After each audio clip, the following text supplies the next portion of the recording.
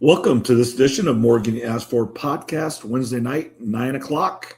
Back to our regular scheduled programming. Trev is back with us this week, so good to have that. Topics tonight, we're going to do my rants, Trevor's tantrum, Masters recap, Hawkeye vacate wins, and then a little start of the NFL draft preview. Next week will be our big NFL draft one with Trevor, but I know there's things coming up and just some projects and everything that he does want to talk about. Bring Trevor in here real quick before we get going. Welcome back. I know last week you were out. How's life and what's been going on real quick, and then we'll get going. Life's good. Been in California for 3 straight weeks now, which was not originally the plan. So I'm still in California. I actually was in Phoenix yesterday and had to come back here to help with some things for work. So start on Friday. I'm going to start heading back home, which will be good. Going to be in Vegas for a night. Might have to play a little 1-2 no limit poker as a reward to myself. But yeah, I've been on the road a lot. Looking forward to next week. Obviously, we got the draft. Next week, Saturday, too, got the Zach Bryan concert. In Lincoln. Hopefully the weather holds up for that. I've been checking that about every day. So it looks like it could cool off and be a little bit of rain. So I've got the ponchos and the rain gear ready if need. Yeah, that's what we haven't decided if we're coming yet or not. We'll let you know, Trev, with the hotel and everything there. So we'll make that decision here real soon. Get going with Ryan's rants. Mine is, and as a Cyclone fan, it doesn't matter, but this, and we're going to talk about this a little bit more coming up, but the NCAA and how they do their punishments and time frame is just insane to me. McNamara, who's been out of college or out away from Iowa years back, Coach Ferentz sat for a game and Coach Budmeyer in 2024. So this will be their second season very soon. And then, they did some other self-imposed penalties. But the NCAA came down this week, has to vacate wins. So now the Hawkeyes officially have not beaten the Cyclones since 2021. Just want to throw that in there. And then the weird thing is the Cyclones don't get the win, though. So, no one won the game, which is irrelevant. But that is kind of a funny and that's not just with the Iowa situation. It's those other teams don't get the win. Louisville won the national title, and then they had to vacate it. The other team doesn't win the national championship. No one wins. So even though we watched it happen, Hawkeyes won these 4 games. Louisville won the national championship. Michigan in 93 got to the Final Four. But, Iowa was, and they admitted they text McNamara or his representatives or whatever it was earlier than they were supposed to, before he was in the portal or before the date, whatever the semantics were. Well, you listen to today or you watch today, tampering happens all the time. The agents / players a lot of them know where they're going before they even enter the portal. So you can't tell me that, the 5 guys Iowa State just picked up this weekend, that those guys didn't talk to someone from Iowa State or a representative or whatever that had no idea they were going in the portal till last week, get a visit and commit all within just a couple days. That doesn't make sense. It's not realistic. But the NCAA comes out and they want to look good because Iowa's a really good football program. They're not elite. They're not national championship. But, hey, we'll punish anybody. Good teams, bad teams, great teams. We'll punish them. And so Iowa's just, unfortunately, they're better than most programs, but yet not at that elite national championship level. So the NCAA feels really, really good about themselves for punishing Iowa and Kirk Ferentz, knowing that 99.9% of the times they do things the right way. This was one thing they did wrong, and they admitted it and whatever, but they look NCAA puffs their chests out at this. I really believe that. They're really happy for themselves, but I don't understand why it takes so long.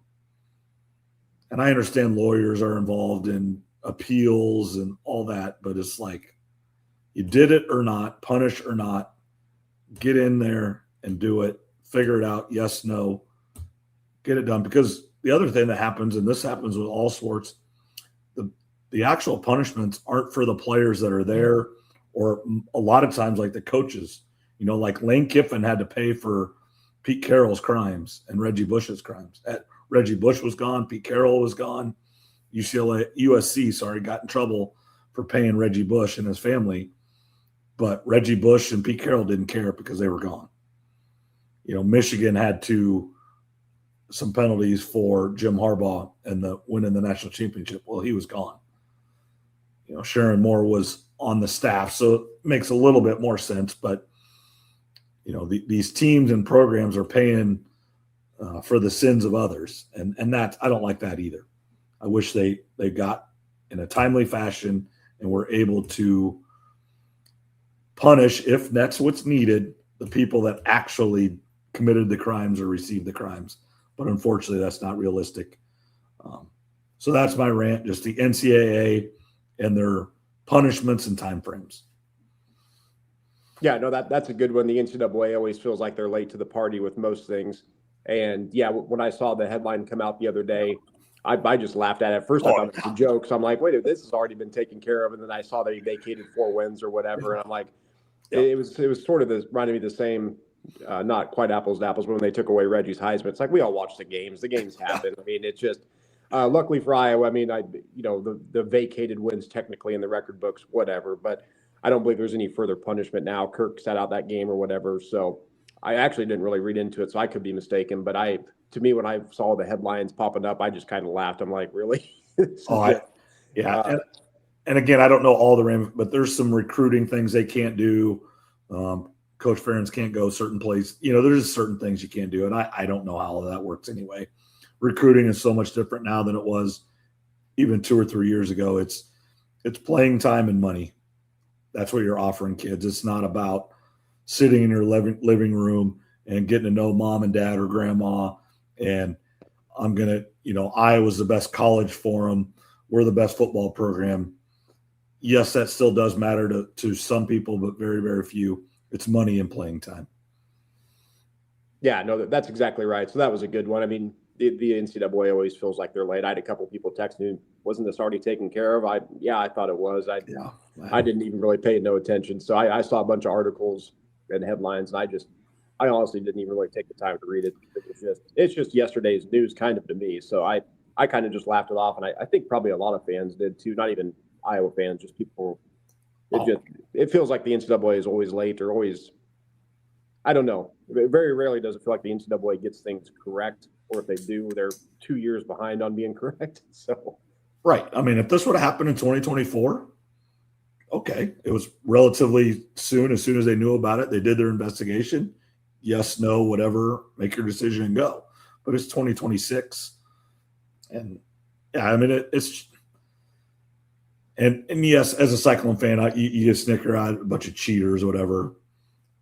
Yeah, everybody does it. They got caught. They admitted it. Go on. And you go on about your business. And I think that's kind of what Kirk Ferentz said. Hey, we're paying our crimes. We did the crime. We're paying our time. And now we're moving on. So really nothing more there. I think it's just kind of funny. I mean, he's got to vacate 4 wins. But yeah, it's because McNamara played. You know, they thought it was going to be 9. Because he was only the thing is, I don't know the rules and I don't know why, but he was ineligible for 1 year, but he wasn't ineligible for the other year. I don't know what the difference is, but yeah, I think once you're ineligible, aren't you ineligible? I don't know. And McNamara wasn't even that great for us anyway. So. Well, and then that's the other funny / joke is if you're going to cheat, go get someone that's actually good. Yeah, no kidding. Yeah, it doesn't even feel worth it. You know, whatever. That it's kind of, to me, it's just in the past. I've only got a quick one for Trevor's tantrum for tonight. Okay. I've got a draft one, but I'm going to save it for next week. I think that'll be a good one for next week to to get the party started. But this one's just a little bit quick on the NBA. I know we hardly ever talk NBA. Yep. A lot of sports shows I listen to on a daily basis, they're talking more NBA now because the playoffs have gotten started. And it just had to do with the MVP discussion. And came down to SGA, Joker, and Wemby are the top three in most people's eyes, I think in the betting odds too. And a lot of people I listen to, Nick Wright, he said Joker shouldn't get the MVP this year because if he gets, that'll be his fourth MVP. And he was comparing it to some of the all-time greats. He's not as good as them yet, so therefore he doesn't deserve to win the MVP. My thinking is just vote whoever the damn MVP is that year. I mean, what are we doing looking? What's it matter where he ranks all time that he should or shouldn't get the MVP? And it's probably going to go to SGA, but it's just a lot of these NBA people are saying, well, if he gets his fourth MVP, but he only has one ring, you go back and look through the history of all the others, and he's won MVPs lately, so it has to go to SGA or Wemby.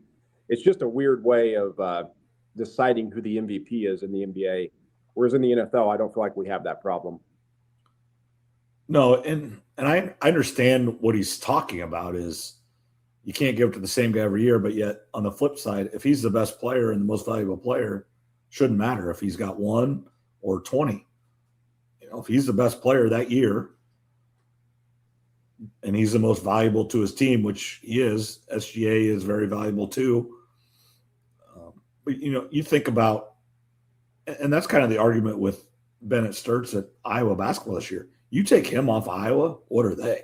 He's the most valuable player, maybe the whole most valuable player in the entire country, not just even the Big Ten or, you know, the Northwest Central District, whatever it might be, all the different awards you get. Most valuable player is super important. And, you know, another one, go back to last year's baseball and Aaron Judge versus Cal Raleigh. You take Cal Raleigh's 60 home runs away from the Mariners. What are they? You take Aaron Judge away from the Yankees, they're still pretty good. I mean, the most valuable. See, and that's the argument, and the best player versus the most valuable player. I think it's two different arguments. It is two different arguments. And a lot of the people, the point I guess I was trying to make is they're looking back in history. Like, how many MVPs does this guy have? How many MVPs and championships does this guy have? Well, okay, he's not as good as them yet, so he can't win another MVP until he wins another title, was kind of their argument. I just thought it was silly. I mean, typically in the NFL, we have some debates here and there, but most people agree it's either this guy or that. I think Aaron Rodgers got more MVPs than Tom Brady. I'd have to go back and check. Obviously, Tom Brady is the GOAT, and Rodgers ranks wherever you want to rank him all time, but not at Brady's level. So it was just kind of a weird little thing that I've been listening to this week and last about the MVP voting in the NBA. It seems a little backwards to me, but I thought I'd do a quick NBA one since the playoffs are starting up. And once the draft gets over, we'll talk probably a little WNBA because that'll get started. And then we will have to talk some NBA and NHL playoffs because that's about all we'll have till the World Cup gets started. Yeah, the World Cup will start there in June, and the WNBA is starting relatively soon, so that'll be back this year. And hopefully Caitlin is healthy for the entire year so we can talk about that a little bit longer throughout the summer and everything. And then, you know, just going through Iowa State football is just a little bit more interesting, and they're talking more, and you know, especially now that we're getting out of basketball and once the draft's over, you know, we may talk a little bit more, you know, just Iowa State football, trying to get to know players / coaches / just their philosophy and what they're doing. So there's maybe a little bit of talk there. You know, the one news out of Iowa State this week was probably going to be our best player. Obviously, we don't know anybody, so we don't really know this, but one of the highest sought after transfers, our safety, Brandon Alls, tore his ACL. So that stinks. Anytime you're going through a transition and one of your high-priced transfers, I would assume he's one of the highest paid transfers we had, won't play for you in the fall is not good when you just don't know what you have. And that's the big – Iowa State football is just a big question mark. They might be really, really good. They might be really, really bad. We have no idea because we don't know.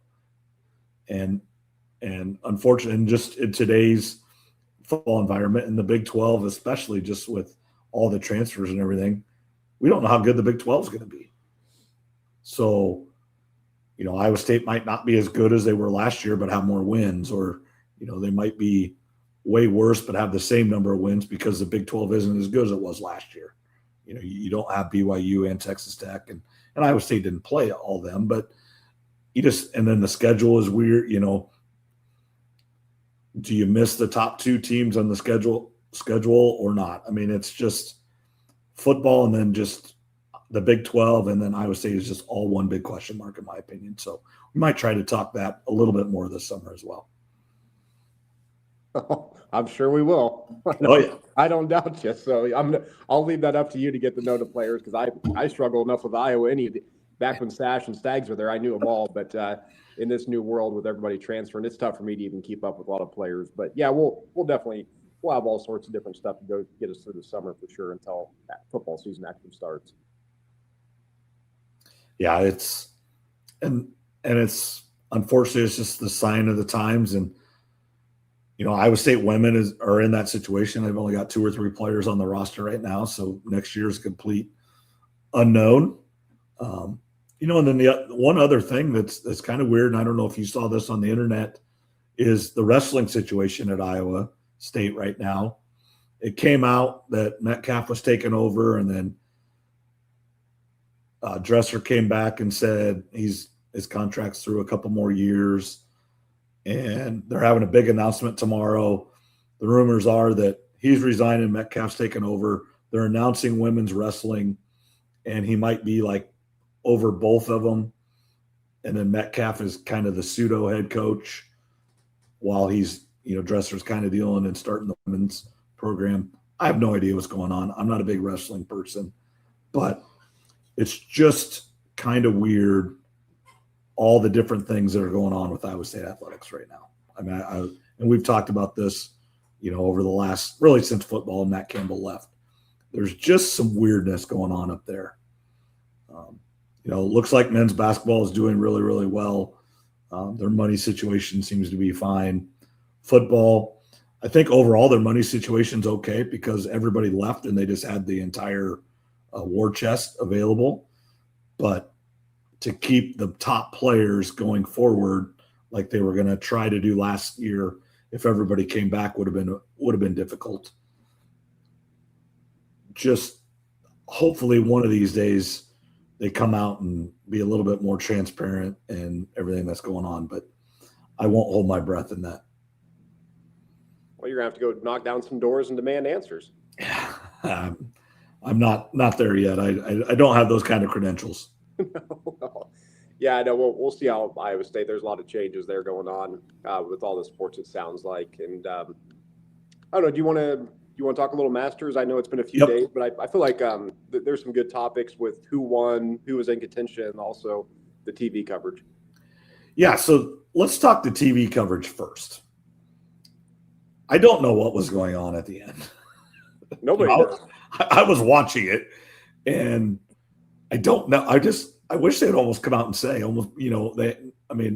they just flat out missed it, or the director, the producer, or whatever, the camera guys, something went haywire, and it just was not good. And then the other thing, on the television side, when I was watching, I watched most of Saturday, most of Sunday, and not all of it, but I didn't think they had Nance do near as much just announcing golf as in the past.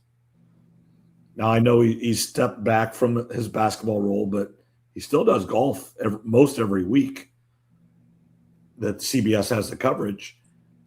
I just didn't think they used him as much as they had in the past. Like, I don't know, maybe I was just thinking that, but what did you think of that? Yeah, it just felt a little bit different this year. And then also somebody pointed out that the Masters app was almost a hole ahead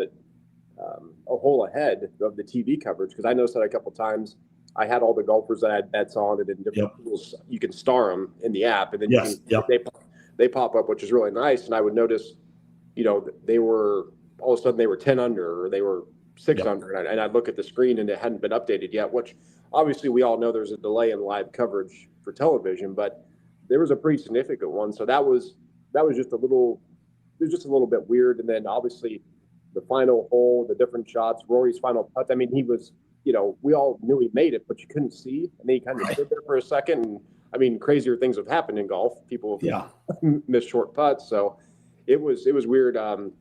Nance was on McAfee, I think, yesterday, and McAfee brought it up. And I think Nance admitted that, there were some mistakes made. I didn't have a chance to listen to it all, but I think they know that there were some problems. And given how strict the Masters is with everything, I'm sure they're going to get most of this corrected before next year. Yeah, and sometimes things just happen, like somebody actually hit the wrong button for the wrong camera. I mean, those things happen. I mean, you don't want it to happen. You hope not, but the problem, it's not a problem, but the Masters app, and I believe we talked about this last year for sure, and maybe even in the years previous, there is nothing better on the internet or on your phone than the Masters app. It is as close to perfect as you can have. I truly believe that. I mean, just everything they do there is as close to perfect as they can. And obviously they're exclusive with the Masters, so they are given all the, whatever you want to call it, just they are given free reign to make sure it's done right. Money isn't an issue. Those developers are unbelievable. And nobody can keep up with that just because of what the Masters can do for themselves. Masters app is the best. We've talked about it last year for sure, maybe the year before. It's a great app. I mean, they've almost made it too good. Yeah.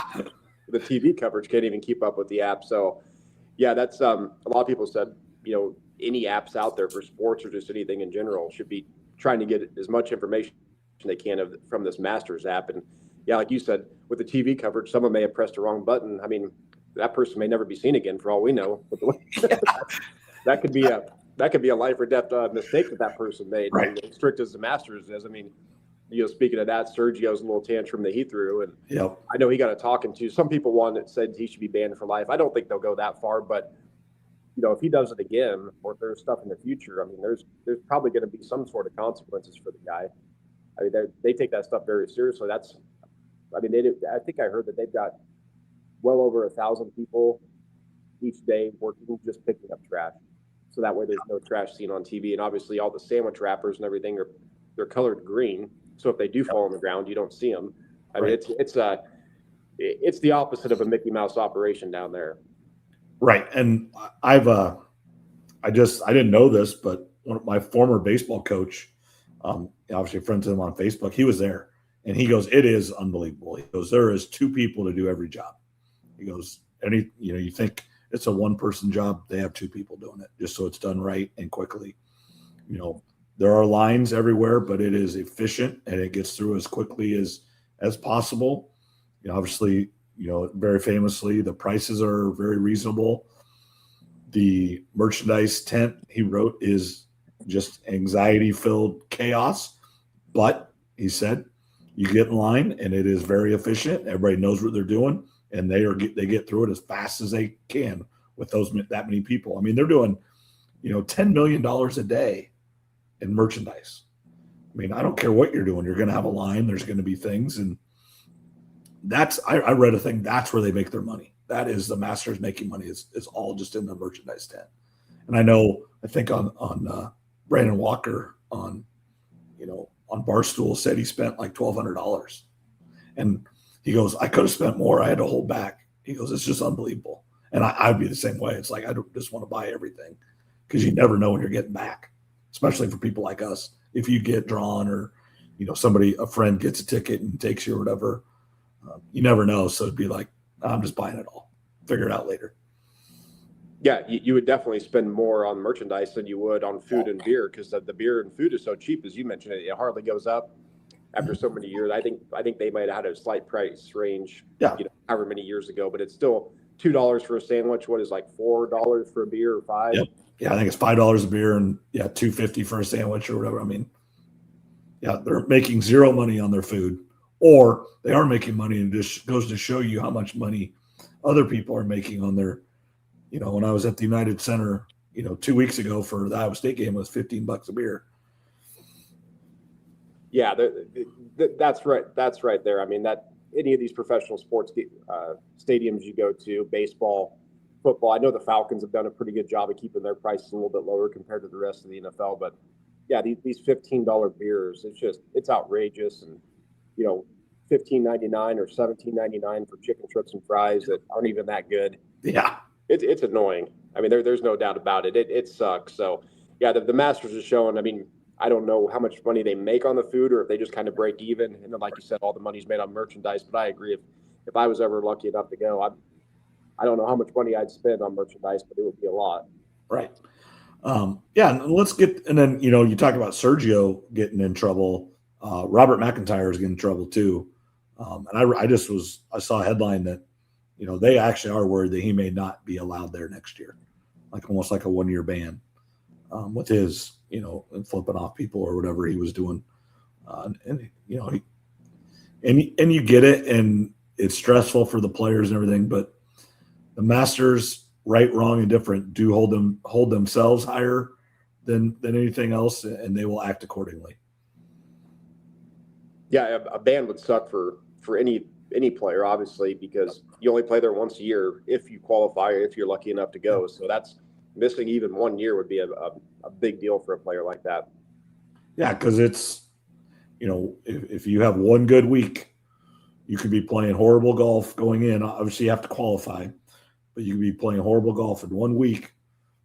You win that tournament, you play there for the rest of your life. And obviously, when you win a major, it changes your life because then you're fully exempt for 5 years, and then you can go toy with new equipment like everybody does when they do that for the first time, because they know, if they don't, that's when they do their swing change or their grip change or their equipment change. Because if it doesn't go well, it doesn't matter. They're exempt for 5 years. So for every major and every event. So especially someone like Robert McIntyre, who has not won a major yet, is very, very good, but that fully exempt for 5 years would really, really help him. Yeah, for sure. So if he was to miss a year, I mean, that, it's a huge deal. And then, of course, Rory winning his second Masters, obviously he completed the Grand Slam last year. No. I know Fred Couples came out and said he wouldn't be surprised if he wins 5 straight of these. And really, I mean, Rory's got the monkey off his back. He's only 37 going on 38, I think. So he's got, 10 or 12 good Masters left in him. Oh, yeah, he could win several more. Absolutely.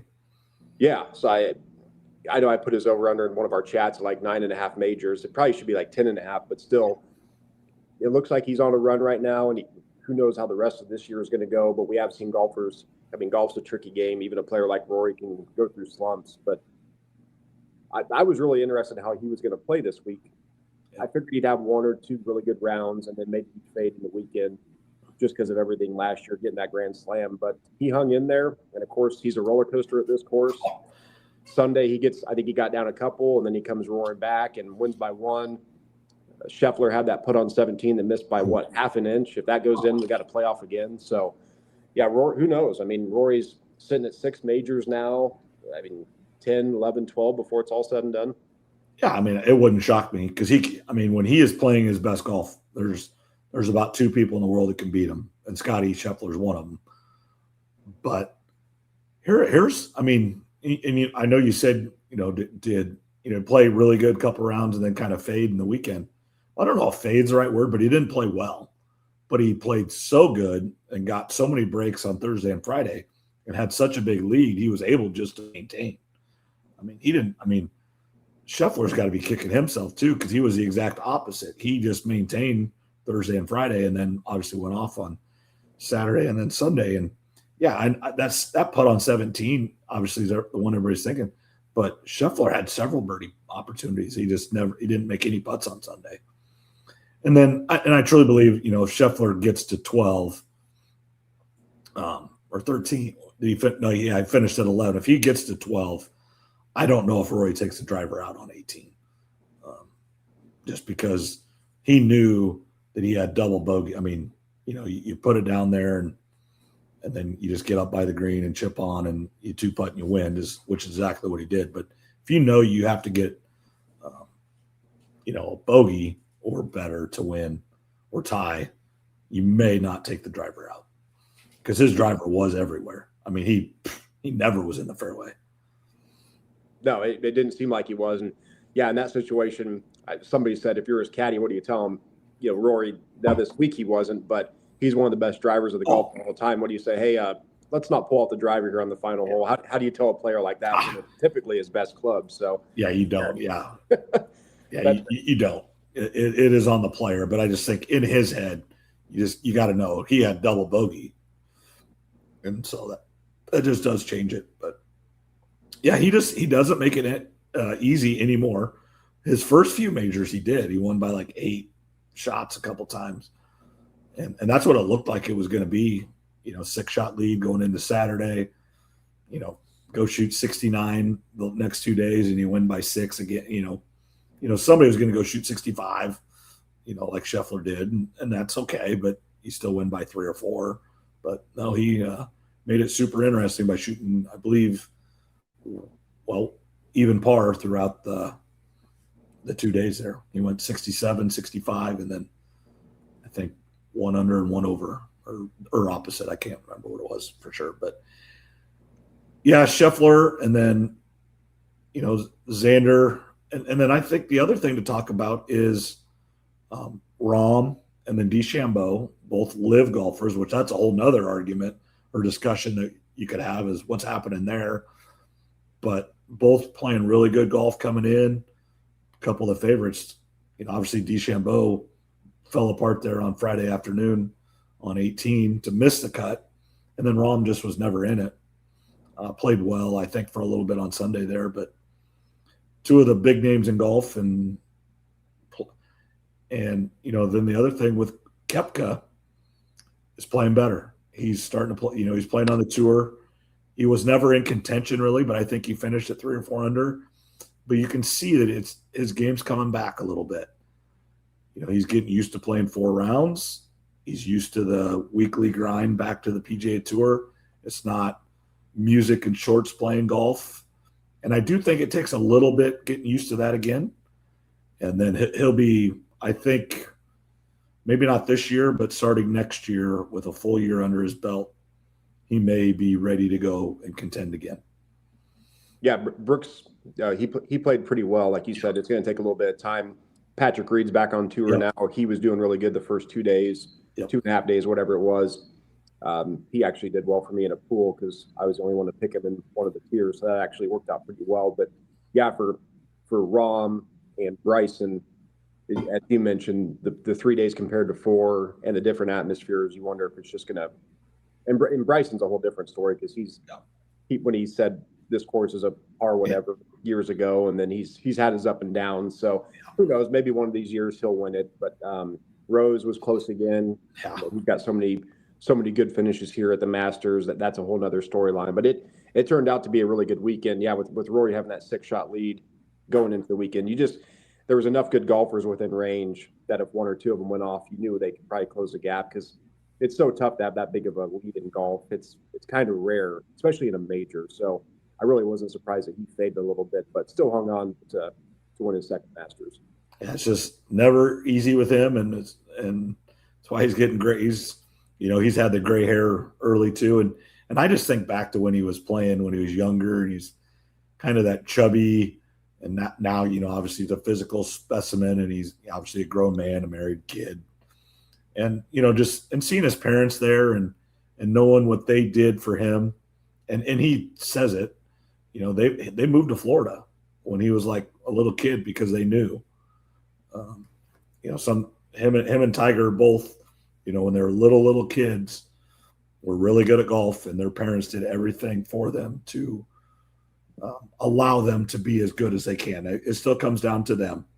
They have the talent, they have the work ethic, they do everything right. And then obviously it still does take a little bit of luck and everything, but their parents, both of them, did everything in their power to give them the chance. And, as a teacher and a coach and a parent, and that's what you want. That's what you want for your kid, is you want to give them the best chance.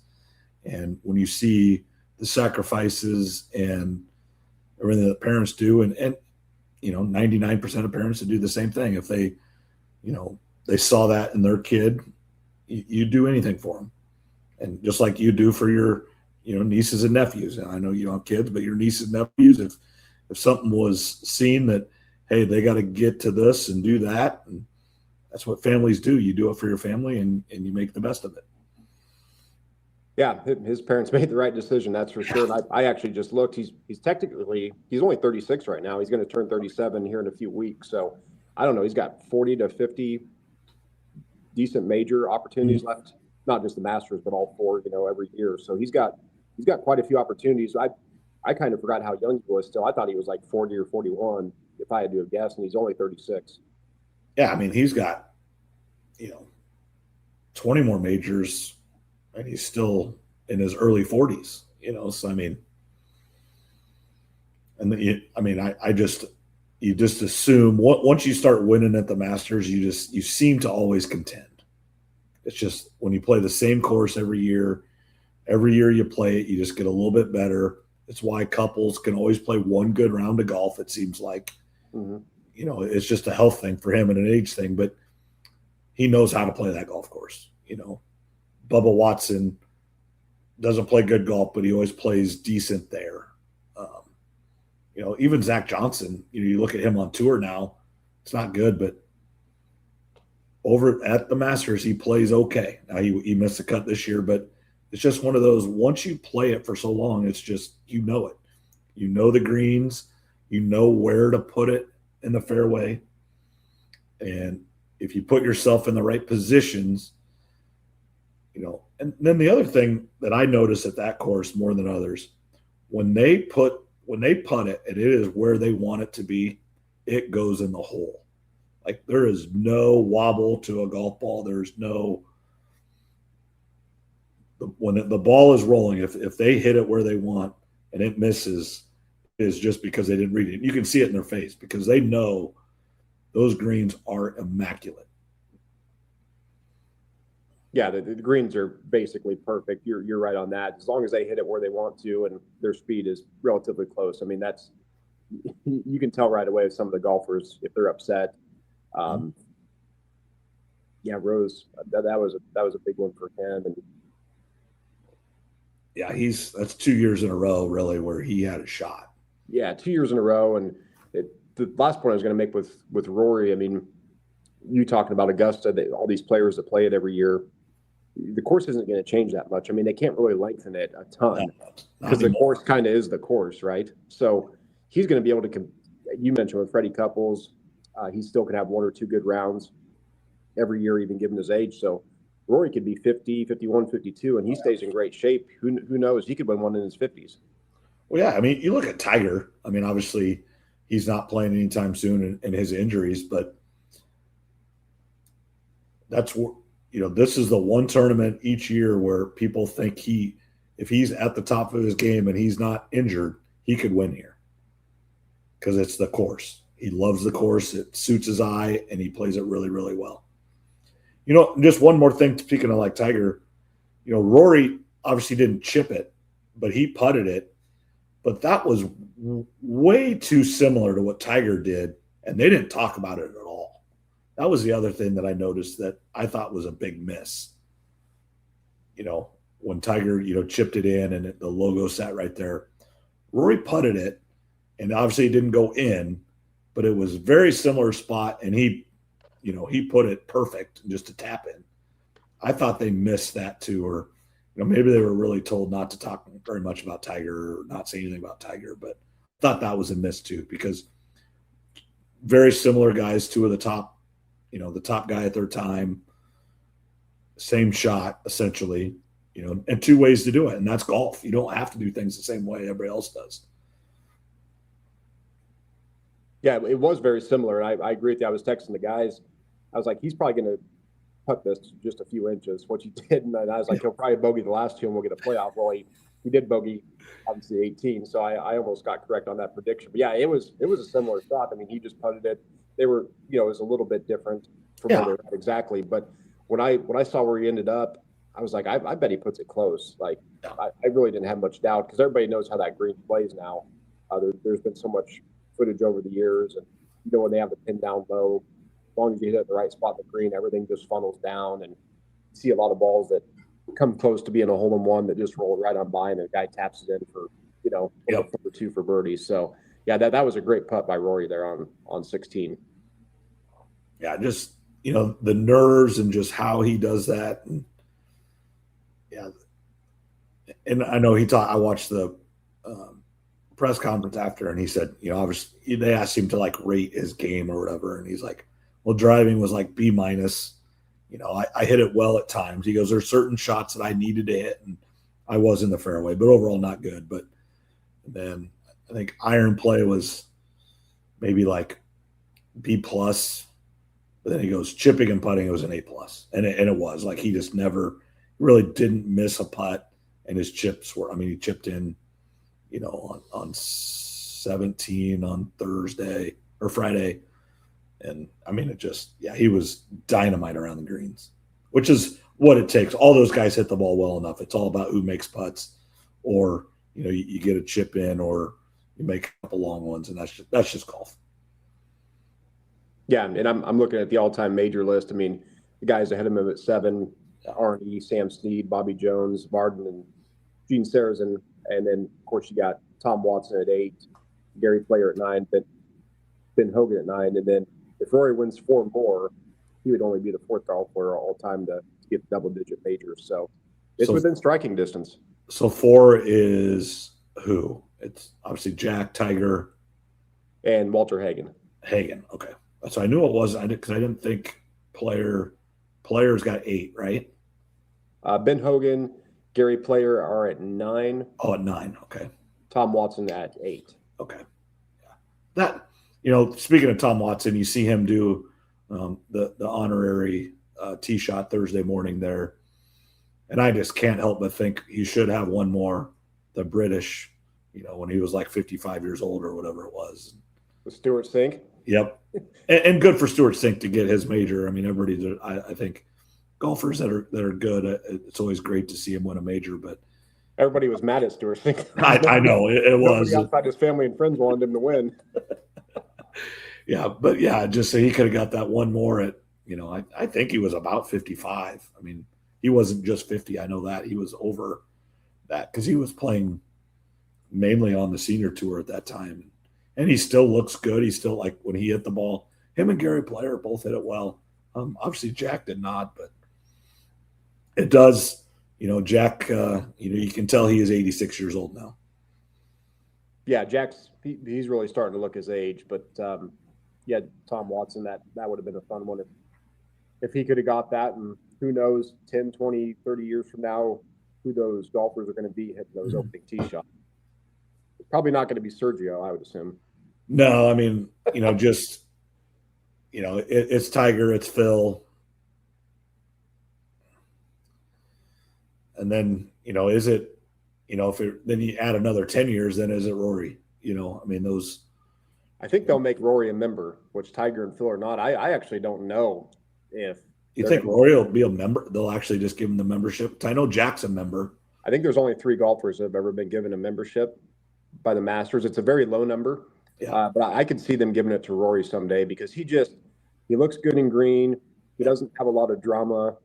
Tiger's had a lot of scandals. Phil had the betting, which I don't really care about, but then he also had the move to live golf. So but as far as hitting the opening tee shots, I could see Tiger there, Rory. Phil makes sense because of his greatness, but I don't know what the Masters folks think of Phil nowadays. Yeah. And what was his reason for not being there this week? Was he hurt or just? There was some family medical stuff. I saw a headline about that, and I never read any more into it. Yeah, I just knew he wasn't there. First time since '94 that Tiger or him, neither one were there. Yeah, kind of crazy. So it will be interesting to see once we get a little bit older who those opening tee shot players are going to be. Who's it going to be in only like 10 years when those guys are still kind of playing? There wouldn't be honorary yet in 10 years. Ernie Els. Okay. Yeah. I'm trying to think like an Olazabal. He's got a couple. Faldo's got 3. Fred Couples. That'd be a one. Yep. Yeah. I think Faldo would be one, don't you think? Yeah. Faldo, Fred Couples, Ernie Els. However many years they do it, but that would kind of be. Well, Els never won a Masters though. I don't think he'll get it. Oh, Els, yeah, maybe. You're right. I I was just trying to think of older golfers. Yeah. Fred Couples is an easy one. Couples and Faldo, very, very much so. Those two for sure. I don't know who. Olazabal. He's only got one though. No one else has two, do they? Besides like Phil and Tiger. I mean, obviously. Yeah, Faldo's got 3. Yeah. I'm just kind of going through the list here real quick to see if I can find some other ones. Bubba's got 2, but Bubba went to live, so that's kind of a weird one. Well, and he's the same age as Tiger, and he's younger than Tiger. I mean, Zach Johnson, but he might be more 15 to 20 years. Right. He's 50 now. So yeah, I mean, he's just a little bit older than Tiger. He would be in between Phil and Tiger. So there's one, because he's got the, obviously has the Masters, but he's got the British too. I mean, he's been a Ryder Cup captain, and he would, depending on who they invite and who they don't, he would be one. He'd be a perfect ambassador. He's a perfect guy. So. Yeah, and then of course, many years from now, obviously, probably Scotty and Rory. Oh yeah, I mean yeah. Then I mean, Rahm could win it again. Koepka could come win 2 or 3. And that would not shock me a bit before he's done.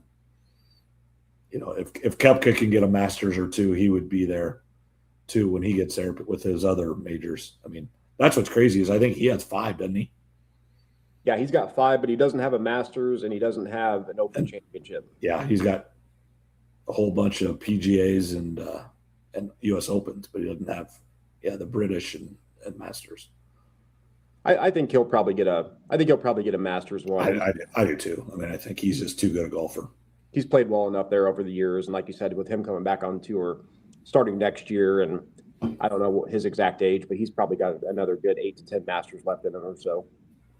Yeah, he'd be low to mid 30s, I think. I mean, I don't know for sure, but and him going to live, he was just flat out honest. What I like about him is he did it for the money, straight up. He just said, he goes, I was hurt. I didn't know how much golf I could play, and they were paying me a lot of money to not play very much golf. He's honest about it. Well, yeah, it was less work and more money. So yeah, and he goes, and he was hurt. So I mean, he didn't know. The one guy that I like watching him play golf, and he's just fallen off the map is Dustin Johnson. I love watching him play golf. I know he's probably not the best human and everything, but when watching him in those U.S. Opens when he was so close and before he finally won the Masters, he would find himself in the weirdest spots and have the weirdest rule things. He was under a bush out at Pebble Beach, and then he would in the sand at Whistling Straits, and just couldn't get it done, and then finally did for a couple there. And but yeah, since he's went to live, he's just kind of went downhill too. Now he's older than you think he is too. Yeah, he made the cut this year finally again, and then I think he played okay. He might be getting back into a groove a little bit, which would be nice. Yeah. He's always been a fun player to watch over the years, and I was glad, obviously, when he got his first major and then got another. So he's too good of a talent not to at least have one under his belt. So hopefully he gets back in contention. Yeah, Liv had some.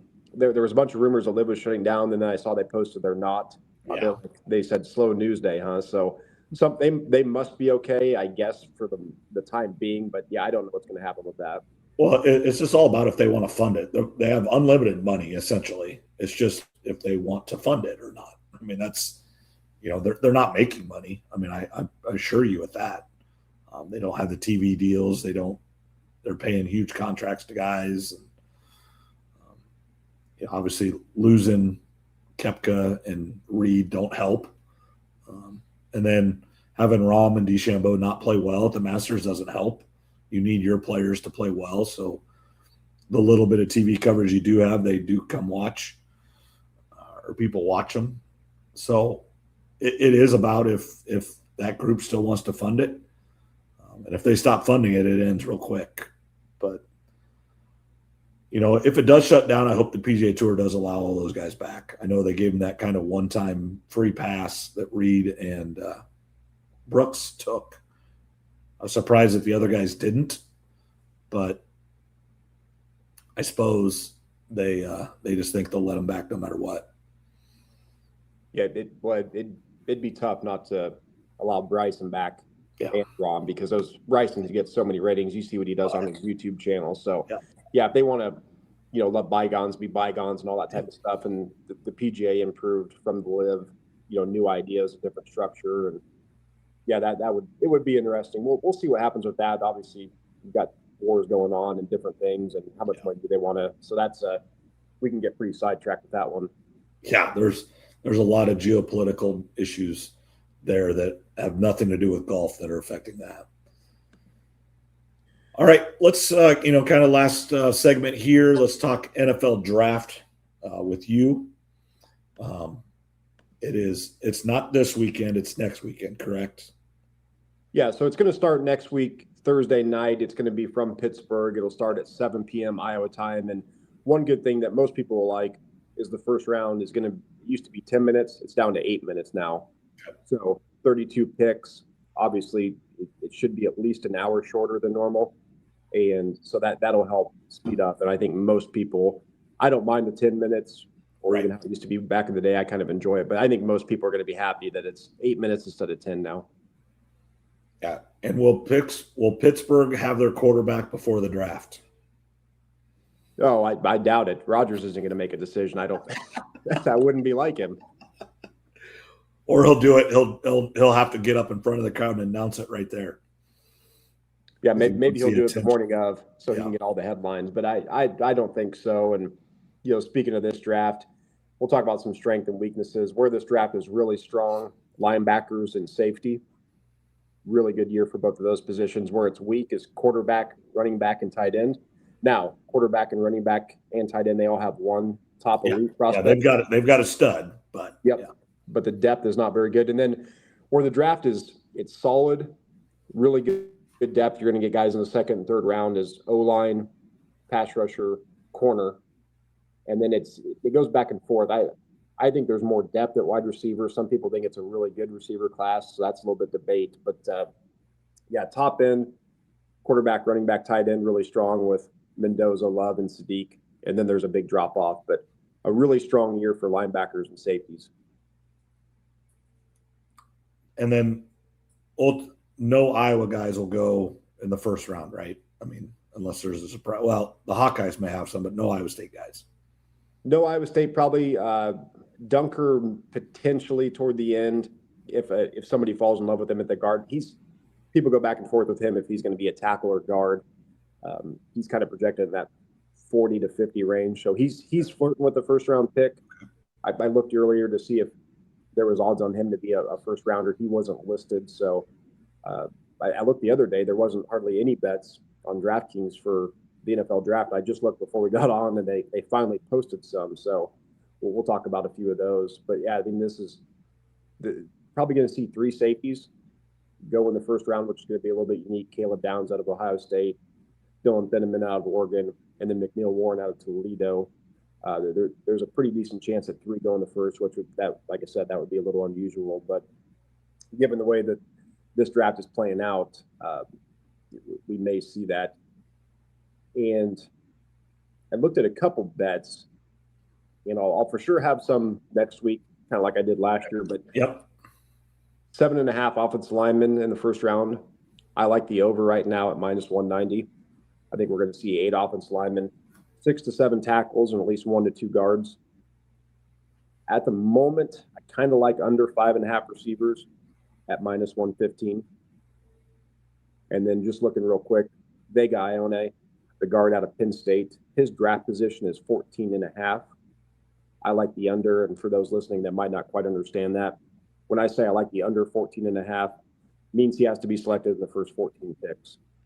If he goes pick 15 or after, I would lose that bet, and that's -160. So I'll have a few more of those for next week. I just realized, today that they finally got those posted, and it seems a little bit late in the game, and it's going to be a little bit kind of a weird draft. I mean, the Giants at 5, I could see them going offensive tackle or receiver. I could also see them going safety, corner, linebacker.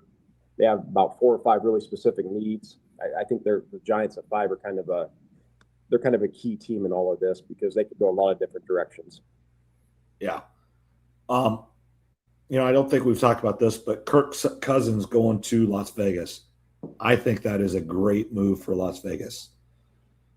It won't force Mendoza to play right away, but yet Kirk Cousins also knows that Mendoza's the guy, and as soon as he is ready, he's going to sit. And also, I think they're the same guy. Just Cousins is older. They're both dorks and nerds and just happen to be really good at football. And I think, just Brady leading Las Vegas, that's a very mature thing. And I think that will help that football team immensely. Yeah, for sure. That's been a great comparison is Mendoza to Kirk Cousins. Mendoza's a little bit bigger and a little bit more athletic even than Kirk was coming out, but they're both very similar. One interesting thing is people are debating whether Mendoza should start right away. Kubiak's offense is about 51% under center. I think Mendoza took 4 or 5 snaps total in his college career from under center. Yeah. That's going to be a learning curve. Now, does that mean that Mendoza's going to have to go under center 50% of the time? Maybe not, but he's definitely going to have to go out, a higher percentage than he did in college. Yeah. So I do think there's a pretty good chance that Cousins will start the season. If they get off to a good start, he'll probably keep starting. Yep. If they start 1-3, it's about week 4 or 5 when you have a number 1 overall pick where if the record's not good, the owner and the fans are going to put a lot of pressure on to start that rookie. So that will be interesting. But bringing in Cousins is perfect. Atlanta's paying a lot of his contract. The deal that he got, people were freaking out over. It's a 1-year deal. Those other years, it's all about making the agent look good. That's all it was. It was all for show. Yep. Yeah, it's Las Vegas has not operated that's what I think I like the most is Las Vegas has not operated like a mature franchise for a very long time. They just try to go get big names. They draft just fast guys, not necessarily good football players. They don't run the organization correctly. They know they have their number 1 pick. They know who they want, and they are trying to set him up for success the best they can. It's not a guarantee. No one knows for sure, but they're doing their best to set him up for success. Yeah, I like what they've done. Obviously, Max Crosby coming back. They had a bunch of defensive players. Their defense should be a little bit better. Their passing game should definitely be better. It can't be much worse than it was last year with Geno Smith. And they've got, obviously, Brock Bowers. They've got a couple decent receivers. Yep. We'll see if Ashton Genty can kind of bounce back and have a better year. But I think they need to – obviously, they're going to draft Mendoza 1. I would expect them to look for an offensive lineman early there in the 2nd round and maybe another receiver. I think that'll kind of be their draft strategy. But, yeah, I like what the Raiders have been doing. I think it's with Brady coming in, feels like they're kind of starting to turn the page maybe. It seems like they're making the right moves. Speaking of, another team, your Bears, most everybody kind of expects them to go defense, but, their offensive tackle, Ozzie Trapilo, did injure himself there late in the season. So some people do think an offensive tackle could be in play there at 25 for the Bears. Yeah, it would be fine. And the biggest news with the Bears is the NFL commissioner kind of said, figure out your stadium deal. I do think, it just needs to be done. Just figure it out. Wherever you're going to build it, and then move forward. Stop wasting everybody's time and, delaying it.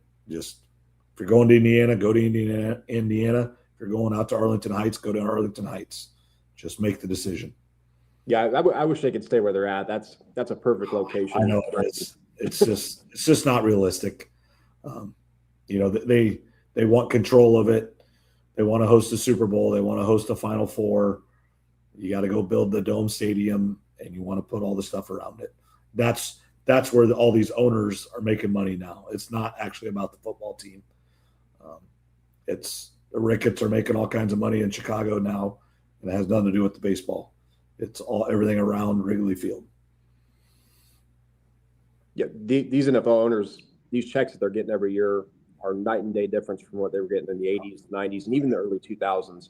Yep. You still have some cheap owners out there that they're still stuck in the way like things were 20 or 30 years ago. They're getting $350 or $400 million checks every year from the league, from the TV and all those things. So it's a different ball game. But, yeah, hopefully your Bears get the stadium figured out.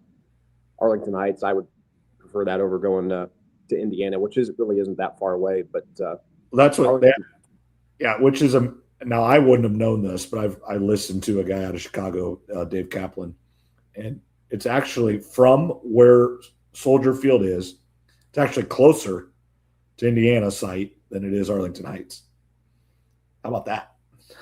Yeah, I think I've seen that too or heard that. So that's a whole nother political deal about who's for it and the roads and all those different things. Yep. But as you mentioned, a lot of these teams and owners now, they want to build a dome stadium if they're up north, of course. If they're down south, that's a different story. But then they want to own all the restaurants and bars and shops around the stadium, because then they get all the revenue from that too. I mean, Jerry's World, Jacksonville's done it, the Patriots, and countless other teams. So that's kind of how a lot of these stadiums are going to be looking in the future.